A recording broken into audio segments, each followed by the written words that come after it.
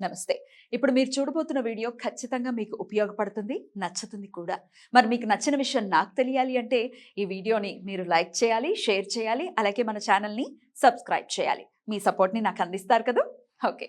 ఇప్పుడు వీడియోని స్టార్ట్ చేద్దాం. నేను మీ జయశంకర్ సిస్ట్ల. మన పిల్లలకి పుట్టిన తేదీని అనుసరించి బలమైన సంఖ్యాబలంలో పేరు పెడదాం. సమాజానికి దేశానికి బలమైన పౌరులనిద్దాం. ఏ ఇంట్లో కూడా అర్ధాయుష్ మరణాలు లేకుండా చేద్దాం. నమస్తే. Welcome to our channel. నేను పద్మిని. ప్రస్తుతంతో పాటు ప్రముఖ ఆధ్యాత్మికవేత్త, ఆస్ట్రోన్యూమరాలజిస్ట్, వేదిక్ వాస్తు స్పెషలిస్ట్, శ్రీ విద్య మరియు హనుమత్ ఉపాసకులు, బ్రహ్మశ్రీ డాక్టర్ శివయోగి సిస్లా జయశంకర్ గారు మనతో పాటు ఉన్నారు. మాట్లాడదాం. నమస్కారం అండి. ఆయుష్మతి భవ. ఎలా ఉన్నారు సార్? బాగున్నానమ్మా. సార్, అకారణంగా కొంతమంది మనతో శత్రుత్వాన్ని పెట్టుకుంటూ ఉంటారు.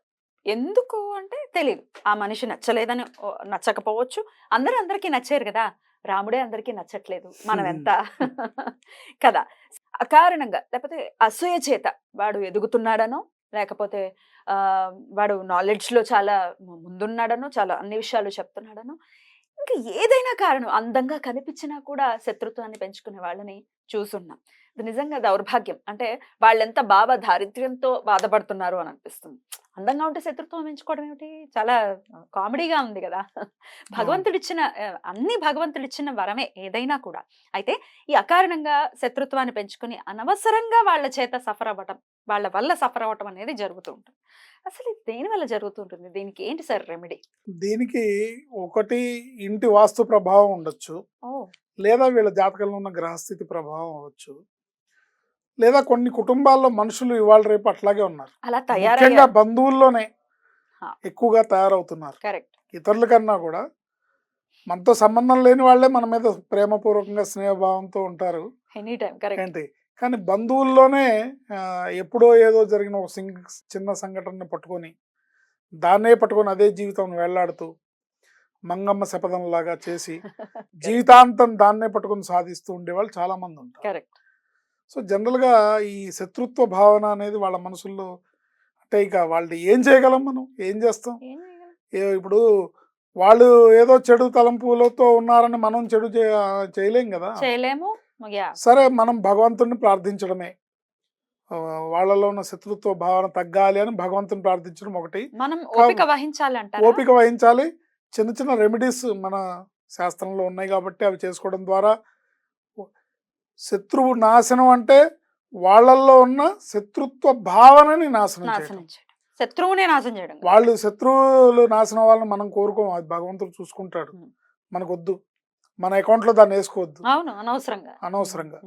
వాళ్ళల్లో ఉన్న శత్రుత్వ భావనను తగ్గించమని భగవంతుడిని వేడుకుంటూ ఒక చక్కటి పరిహారం మనం చేయొచ్చు. రెమెడీ ఏంటి సార్? ఇది వాళ్ళ ఇంట్లో వాస్తు ప్రాబ్లం వల్ల వచ్చిందనుకోండి, అది వాస్తు ప్రాబ్లం రెక్టిఫై చేస్తేనే పోతుంది. ఓకే. ఏ వాస్తు ప్రాబ్లం వల్ల ఇట్లా కారణంగా శత్రువులు పెరుగుతారు? జనరల్గా ఇంట్లో సహజ వాస్తు బాగుండకపోయినా లోపాలు ఉంటే ఇబ్బందులు వస్తాయి. వాయువ్యం లోపాలు ఉంటే ఇబ్బందులు వస్తాయి. నైరుతుల లోపాలు ఉంటే ఇబ్బందులు వస్తాయి. అట్లాగే ఎనర్జీ వాస్తులో యూవీ రేస్ అని ఉంటాయి. యూవీ రేస్ అంటే అల్ట్రావైలెట్ రేస్ అంటారు. అల్ట్రావైలెట్ రేస్ ఇంట్లో కనుక ఫామ్ అవుతాయి అంటే అర్థం ఏంటంటే జనఘోష, నరదృష్టి అని అర్థం.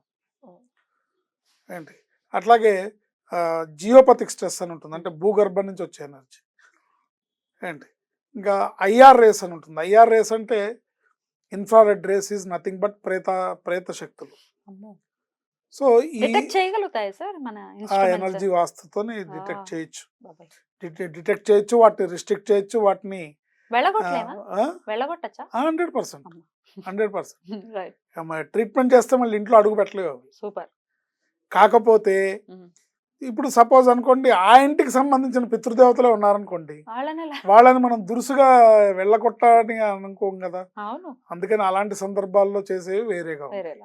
వాళ్ళకి అయ్యా మీరు ఇల్లంతా తిరక్కండి, మీకు ఇక్కడ ఒక స్థానం కల్పిస్తున్నాము, ఇక్కడ కూర్చోండి, మీకు రోజు కావాలంటే నైవేద్యం కూడా పెడతారు, మంచినీళ్ళు కూడా ఇస్తారు, అంతే మీరు అక్కడ కూర్చోండి, వీళ్ళని ఆశీర్వదిస్తున్నాండి, అంతే తప్ప ఇల్లంతా తిరక్కండి అని. రీజన్ ఏంటంటే ఎక్కడ ప్రేతశక్తి తిరుగుతుందో అక్కడ దైవశక్తి పక్కెళ్ళిపోతుంది. అంతే కదా. సో అట్లా అయితే ఈ అకారణంగా శత్రుత్వ భావనతో మేము బాధపడుతున్నాము, ఎందుకో తెలియదండి, మా మీద వాళ్ళు ఇంత పగ పెంచుకొని మమ్మల్ని చూస్తేనే మిరమిరలాడిపోతున్నారు, మా గురించి అవాకులు చవాకులు చెడుగా పేలుతున్నారు. అవును. ప్రచారం చేస్తుంటారు, మేము వాళ్ళకి చేసిన అన్యాయం ఏమీ లేదండి అనుకునే వాళ్ళకి మనం చక్కటి పరిహారం ఒక 7 లవంగాలు హ్మ్. తీసుకొని హ్మ్. శనివారం నాడు హ్మ్. స్నానం అవ్వంగానే వెంకటేశ్వర స్వామి దండం పెట్టుకున్నాక ఈ 7 లవంగాల్ని చేతిలో పట్టుకొని వాళ్ళ పేరుని 9 సార్లు ఉచ్చరించి, ఎవరికైతే మీ మీద శత్రుభావన ఉందని మీరు భావిస్తున్నారు వాళ్ళ పేరుని ఉచ్చరించి వాళ్ళ మనసుల్లో నా మీద శత్రుత్వ భావన పోవుగాక అని గట్టిగా సంకల్పం చేసుకుని ఈ 7 లవంగాల్ని ఎవరు తొక్కని చోట ఇట్లా తీసి గుప్పెడు అని ఊదేయాలి. అంటే అవి చల్లాచెదరుగా పడిపోవాలి. అంటే అవి ఎవరు తొక్కకుండా నిర్జన ప్రదేశంలో పడేటట్టుగా చేయొచ్చు ఈ పరిహారం. ఇంట్లోనే చేయాలని లేదు, పక్కన ఎక్కడన్నా కూడా చేయొచ్చు, బయట చేయాలి కదా. బయటే చేయాలి. ఇట్లా 9 శనివారాలు పొద్దున్నే చేసుకుంటే వాళ్ళలో శత్రుత్వ భావం తగ్గుతుంది. అబ్బా. ఏంటి ఇంకా ఇంకొక పరిహారం ఉంది, అంటే ఇంకా తగ్గట్లేదు అంటే ఇలా మీరు చేస్తే 1-2 వారాలు చేసేసరికి మీకు తేడా కనబడుతుంది.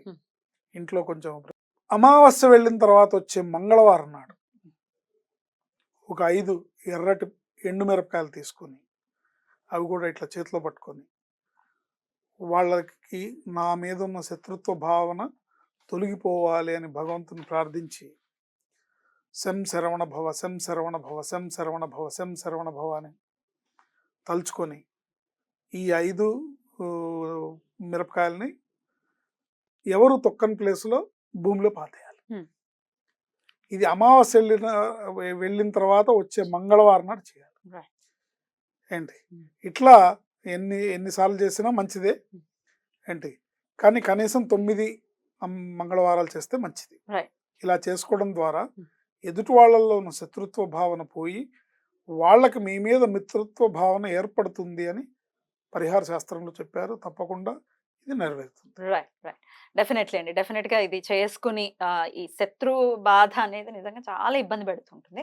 ఆడవాళ్ళైనా మగవాళ్ళైనా పరిహారాలు చేసుకోవచ్చు. రైట్. ఎవరైనా చేసుకోవచ్చు. ఈ లవంగాలు వేసే ఇది కానీ లేకపోతే ఇప్పుడు చెప్పిన ఈ ఎండుమిరపకాయలు పీరియడ్స్ లో ఉన్నప్పుడు చేయకూడదు. ఆ వారం ఒకవేళ అడ్డొస్తే గనక ఆగాలి. పీరియడ్స్ లో ఉన్నప్పుడు చేయకూడదు. రైట్ అండి. పనికిరాదు కదండి. డెఫినెట్లీ అంటే ఆ డౌట్ వస్తుంది ప్రేక్షకులకి, అందుకని అడగడం జరుగుతుంది. రైట్ అండి. డెఫినెట్ గా ఈ సమస్య నుంచి బయటపడాలి. మరోసారి చెప్తున్నానండి, శత్రు నాశనం అంటే వాళ్ళేదో చెడిపోవాలనే కోరిక మనలో ఉండకూడదు. వాళ్ళు మన భావన ఎప్పుడు కూడా ఎట్లా ఉండాలంటే అందరూ బాగుండాలి, అందులో మనం ఉండాలి.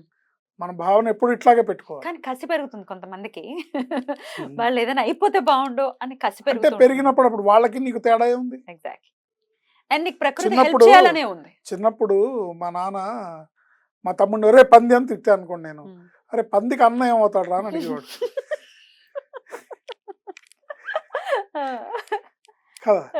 సో నీ కసి పెరిగి నువ్వు వాళ్ళేదో చెడిపోవాలని కోరుకుంటే వాళ్ళకి నీకు తేడా ఉంది. భగవంతుడు ఎక్కడ హర్షిస్తాడు నిన్ను ఎట్లా అనుగ్రహిస్తాడు? నువ్వు ఓపిక వహించినాడే. నువ్వు నీ సైడ్ నువ్వు ధర్మంగా ఉండు, నువ్వు న్యాయంగా ఉండు. మనకు కావాల్సింది వాళ్ళకి నీ మీద ఉన్న శత్రుత్వ భావన తొలగి ప్రేమ ఆప్యాయతలు పెంపొందేలా. మన మీద శత్రుత్వ భావన ఉంది అంటే వాళ్ళు మనకి అయిన వాళ్ళే అయి ఉంటారు, కానీ వాడు ముక్కు మొహం తెలియని వాళ్ళు ఎవరు మన మీద శత్రుత్వ భావన పెంచుకోరు కదా. ఏంటి సో అయిన వాళ్ళే అయి ఉంటారు. అయిన వాళ్ళకి ఆ శత్రుత్వ భావన పోయి మిత్రత్వ భావన రావడానికి ఇలా 9 శనివారాలు లవంగాలతోనూ 9 మంగళవారాలు అమావాస్య వెళ్ళంగానే వచ్చే మంగళవారం నాడు చేయటం ద్వారా తప్పకుండా మీ మీద శత్రుత్వ భావన తొలగి అందరితో మిత్రత్వ భావన పెరిగి సంతోషంగా ఉంటారు. రైట్ అండి. నాది ఇంకొక ప్రశ్న అండి. కొంతమంది మనతో ఫ్రెండ్లీగా ఉన్నట్టే నటిస్తూ ఉంటారు, మన వెనక్కి వెళ్ళగానే చాలా నీచంగా మాట్లాడే వాళ్ళని నేను కూడా చూసాను. నా పర్సనల్ లైఫ్ లో కూడా ఉంటారమ్మా. అలాంటి వాళ్ళకి కూడా ఈ పరిహారం పనిచేస్తుంది. ఎవరికైనా పనిచేస్తుంది. నేననేది ఏంటంటే వాళ్ళు అలా ఉన్నారని మనం అలా ఉండము, కానీ ఇప్పుడు మన గురించి చాలా బ్యాడ్ గా మాట్లాడితే మనసు కించిత్ బాధ అనిపించదు? బాధ ఉంటుంది, బట్ ప్రకృతికి వదిలేస్తే ప్రకృతి చూసుకుంటుంది, భగవంతుడు చూసుకుంటాడు. డెఫినెట్లీ మనం వేసే శిక్ష కన్నా భగవంతుడు వేసే శిక్ష ఎక్కువగా బెటర్ ఉంటుంది, గా వేస్తాడు. బెటర్ గా వేస్తాడు. ఆయనకు తెలిసి ఎప్పుడు ఏం చేయాలో. Right. కాబట్టి మనం చింతించక్కర్లా. Yeah. మన సైడ్ మనం ధర్మంగా ఉంటూ మనని మనం కాపాడుకుంటూ భగవంతుడి పాదాలను ఆశ్రయించి ముందుకు వెళ్ళడం ద్వారా మనకి ఇలాంటి మన శాస్త్రంలో ఎన్నో పరిహారాలు ఉన్నాయి, అది చేసుకుంటూ సంతోషంగా ఉండొచ్చు. Right. అంటే ఇవాళ రేపు సమాజంలో మనుషులు వాళ్ళ మెంటాలిటీస్ బాలేవు కాబట్టి మనం ఇలాంటి పరిహారాలు, పూర్వకాలంలో అయితే ఇవి అక్కర్లా, అక్కర్లేదు. అలాంటి మనుషులు లేరు. ఇప్పుడు ఇవాళ చూస్తుంటే అడుగడుగున ఇదే ఇటువంటి కాలనాగుల మధ్యలోనే మనం తిరుగుతున్నట్టుగా ఉంది కాబట్టి తప్పట్లేదు. రైట్ అండి, చాలా బ్యూటిఫుల్. అంటే ఇది చాలా అవసరమైనటువంటి విషయం ఏమో అనిపిస్తుంది, అందరూ ఎదుర్కొనేటటువంటి సమస్య ఇది. రైట్ అండి, డెఫినెట్ గా ఇది హెల్ప్ అవుతుంది ప్రేక్షకులకి ఎవరైతే ఈ సమస్యతో ఇబ్బంది పడుతూ ఉన్నారు. రైట్ అండి, thank you so much sir, నమస్తే. ఆయుష్మతి భవ.